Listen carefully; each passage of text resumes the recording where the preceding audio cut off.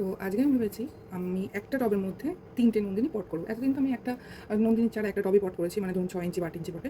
তো এবার আমি একটা এই আয়তাকার টব নিয়ে এসেছি। তো ভেবেছি এটার মধ্যে ৩টে নন্দিনী পট করবো। এই যে, তো এই নিচে আমি অনেক ছিদ্র করে নিয়েছি যাতে ড্রেনেজ ব্যবস্থা ভালো থাকে।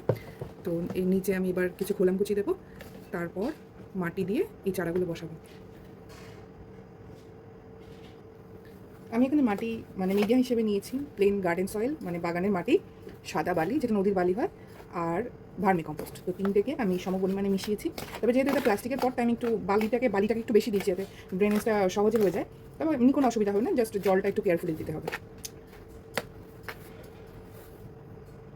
তলায় আমি মানে টবের তলায় আমি ফার্স্টে একটা নিউজ পেপার দিয়েছি, আর তার উপর কলামকুচি দিয়ে এই জায়গাটা ভরাট করে নিয়েছি। কারণ ড্রেনেজ ব্যবস্থাটা ভালো করা সব গাছের জন্যই খুব ইম্পর্টেন্ট। তাই আমি মাটি চালার সময় যে পাথরগুলো বেরোয় সেই পাথরগুলো আলাদা করে রেখে দিই, এবং টবের নিচে খোলামকুচি হিসেবে আমি সেটাই ব্যবহার করি, মানে ড্রেনেজের জন্য, যাতে জলটা দেওয়ার সঙ্গে সঙ্গে সেটা সহজে বেরিয়ে যায়। তো আমি এর উপরে সামান্য একটু মাটি দেবো, তারপরে গাছগুলোকে টবের থেকে বের করে এখানে সেট করার পরে যেটুকু মাটি লাগবে উপর থেকে দিয়ে দেবো।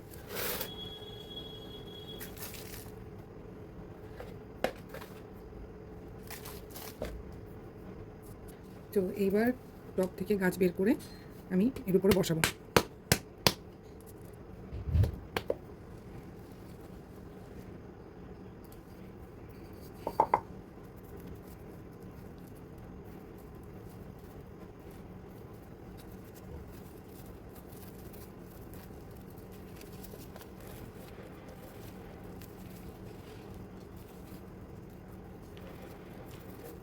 তো আমি এবার গাছটাকে আস্তে করে সোজা করে, যাতে কোনোভাবেই ওর মাটিটা ক্ষতিগ্রস্ত না হয়, এখানে বসিয়ে দিলাম।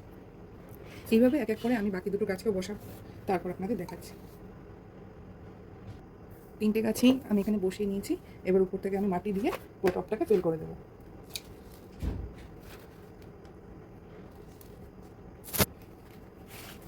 তো 3টে নন্দিনী আমি এখানে পটিং করে নিয়েছি। এবার দেখা যাক এরা কী রঙের হয়, এবং যখন ফুল ফুটবে আমি আবার আপনাদের সাথে শেয়ার করবো। এখানে তো জল দেওয়া যাবে না, তাই আমি পরে বাগানে নিয়ে গিয়ে এই গাছে জল দিয়ে দেবো। তো ভিডিওটি কেমন লাগলো আপনাদের জানাবেন, ভালো লাগলে লাইক করে দেবেন। ধন্যবাদ।